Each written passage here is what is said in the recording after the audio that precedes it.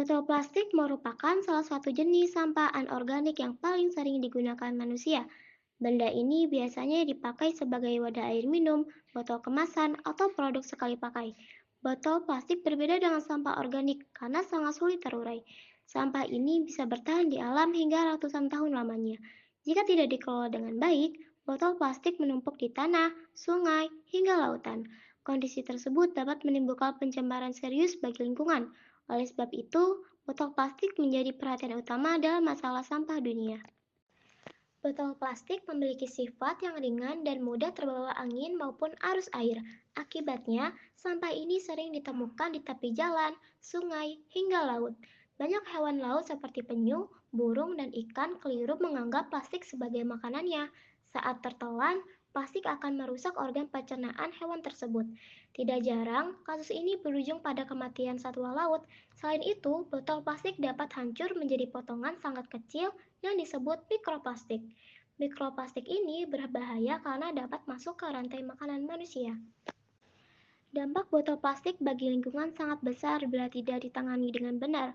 Penumpukan sampah plastik di tanah membuat kualitas tanah menurun. Plastik juga dapat menyumbat aliran air hingga menyebabkan banjir. Jika dibakar, asap dari plastik menghasilkan polusi udara yang berbahaya. Kandungan kimia dari plastik dapat mencemari air tanah. Pencemaran ini pada akhirnya merugikan manusia dan makhluk hidup lainnya.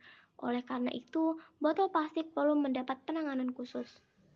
Meskipun berbahaya, botol plastik masih memiliki nilai guna jika dikelola. Botol bekas bisa dipotong untuk jadikan pot bunga atau wadah penyimpanan sederhana. Dengan sedikit kreativitas, sampah plastik dapat diubah menjadi kerajinan tangan yang bernilai.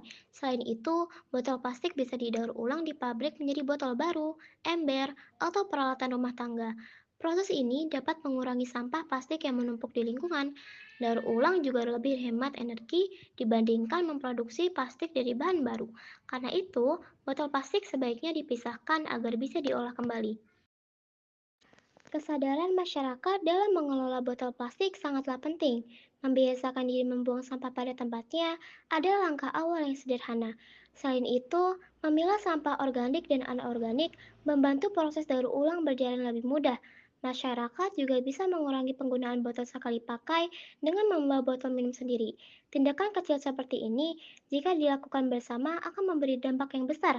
Lingkungan akan menjadi lebih bersih, sehat, dan terjaga kelestariannya. Dengan begitu, masalah sampah botol plastik dapat berkurang secara perlahan.